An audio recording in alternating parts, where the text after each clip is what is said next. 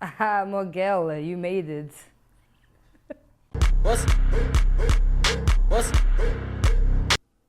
What is your birth name and your job title? My birth name is Mandisa Radebe. My job title, I don't have a job. I have fun employment. I'm a DJ. How do you self-identify, and what are your preferred pronouns? I self-identify as a black woman, and my preferred pronoun is the girl. Describe the environment in which you grew up. The environment I grew up in was very loving, but I used to move around a lot. I was born in Durban, then we moved to Cape Town for a bit, then we moved to Joburg, to Yeoville. Then my mom met my stepdad, then we moved to Pretoria, and they worked in government, so we eventually moved to Paris then, and then we came back, and then they moved to London, so I used to be between there and London. So a lot of time alone, a lot of moving around, different environments, but genuinely loving everything was really great. What is the question you are most asked that you hate answering? What is the question? I don't even know how to phrase it.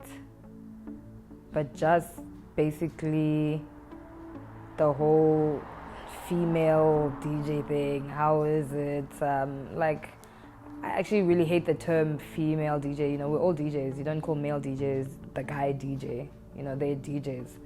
So yeah, I really hate those specifications kind of thing. What questions do you get asked that men in your field never have to consider? How do you get your gigs? Yeah. A lot of those weird kind of how do you do it? I mean, you see me, I'm doing it. That's how I do it.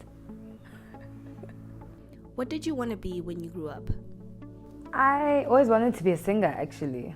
I used to sing a lot when I was younger, and I don't know actually why I stopped, because I used to take voice lessons and I was doing piano at a certain point. And then, just ended up just listening to music instead of being part of it eventually. I think also varsity really just drained my life. Yeah. What was your first job? I used to au pair. I used to drive this kid around, take her to school, fetch her from school. Yeah, I was okay. How much were you paid for your first job? Between 2,000 and 3,000 a month. Yeah, it was okay money for a student. Yeah. Describe your work now and how you came to do what you do. So it's something I've always wanted to do. When you're out at a party and the DJ sucks and you're just I'm pretty sure I could, put together a better selection of songs. So it's actually been a 5-year process. It just didn't have anywhere to learn or practice. So I had one lesson with 2 of my other DJ friends.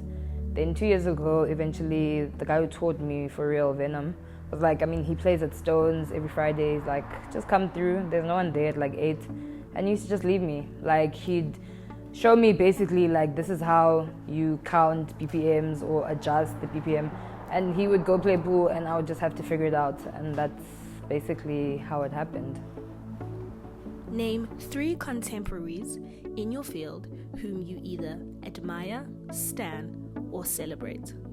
I watched Bisisa perform for the first time in, I think, this entire year. And, everything just made sense again. She was really incredible. People keep talking about this thing about Gqom dying or whatever, and I was just there's absolutely no ways, not when she's at the forefront of it. She was really quite captivating. Who else do I really stan? I mean, it's very cliche, but obviously Black Coffee. He is doing the absolute most. And it's not easy, especially everything that's happening in his own personal life and everything, but you know, he's really going for his dreams, and it shows, and he is being rewarded in the best ways possible. And last but not least, I think Shoma Josie. I really am quite captivated by everything that she's done. I mean, I've known her since high school, and you know, she was always a poet, and you know, doing like random things. She used to write a lot, and it's so nice to see her in a different environment and actually like really killing it. And I don't actually think she even expected it to be what it is today, and it's just taken over, and she's so in her niche. She's in the right place at the right time, and it shows. Describe a positive experience in which you learned the power of collaboration with other women. Rosefest. That was one of the most exhilarating, you know, performances and sets I've ever experienced. You know, just the crowd and just how people really showed up and came out for women, and just everyone on the lineup just showing up for Shekinah no matter what. And it was just quite great. You know, behind the scenes, things you guys wouldn't see, like the stage manager, people running around, all females, you know. The entire team, production team, was females, and it's just like, we can do so much when we come together. Like, females have to collaborate with each other. It's the only way. We actually only have each other. We can't expect men to do it for us. Yeah. What has been the steepest learning curve? I think I'm still in that phase. I don't think it's something that will ever stop. But you know, when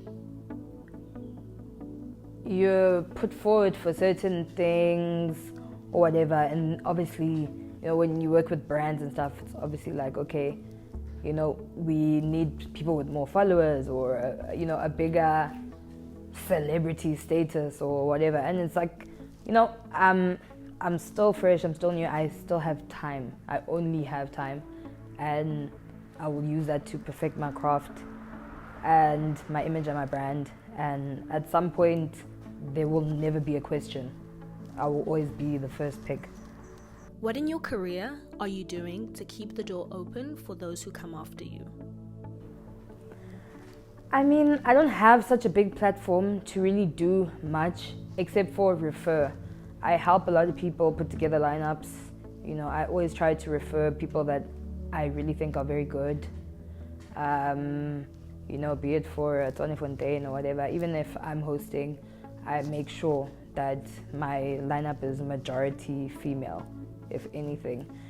And it's like, even without the real platforms or money to make things happen for other women, you have to try with the very little that you have.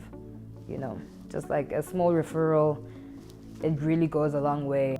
How do you define success? Success,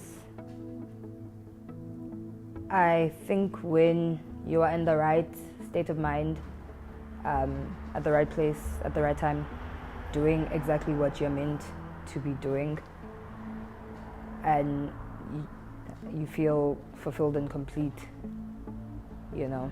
I think that's when you are successful and happy in life. You know, doesn't matter money, whatever, but when you are personally succeeding internally, I think that's success. Best money tips you've ever received? Save. My mom always, if get 500 rand or 1,000 rand, take 100 rand out, save it. Doesn't matter, even if it's not half of the money, anything, take something out, put it aside.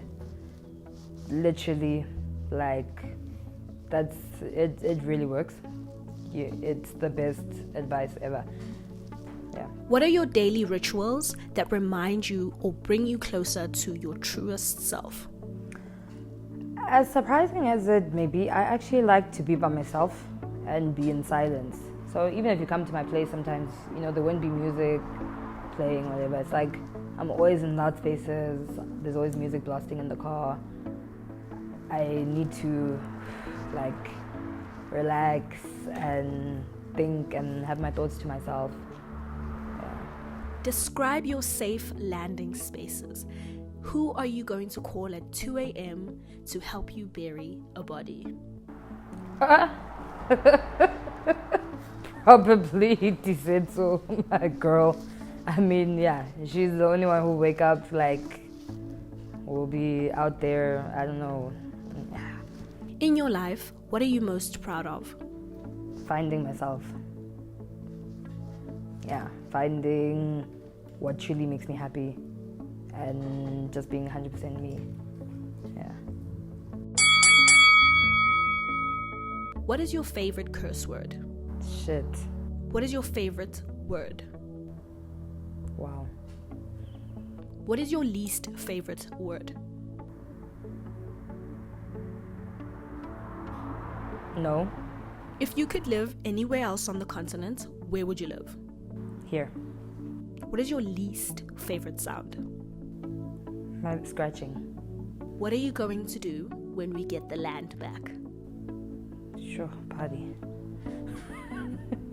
If heaven exists, if you believe, what would you like to hear God say when you reach the pearly gates? Aha, Miguel, you made it.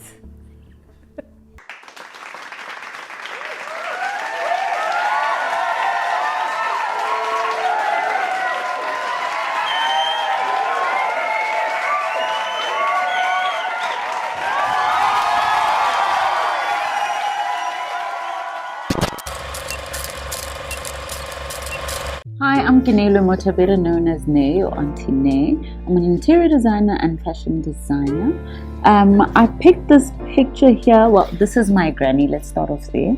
This is Liza Mamuye Motwa.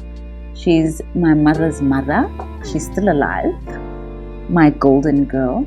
I picked this image because it reminds me of me being at home in Mpumalanga and always seeing this picture framed up there in her bedroom.